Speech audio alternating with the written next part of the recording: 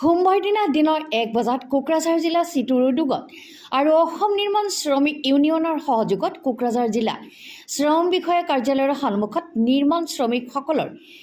Pension প্ৰদান আৰু ছাত্ৰ ছাত্ৰীক জলপানীৰ লগতে শ্ৰম গোটৰ জৰিয়তে শ্ৰমিকসকলৰ অৰ্জিত অধিকাৰ হৰণ বন্ধ কৰাৰ দাবীত এক প্ৰতিবাদী কাৰ্যসূচী ৰূপায়ণ কৰা হয়।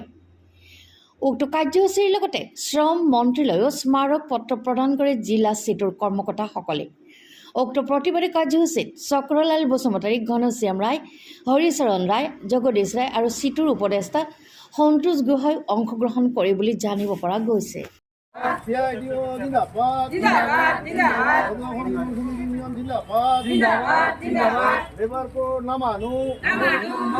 শ্রমিক বিরোধী লেবার কোড না মানু 12 ঘন্টা কাম করবা ন চলিব 12 ঘন্টা কাম লওয়া ন চলিব 8 ঘন্টা সময়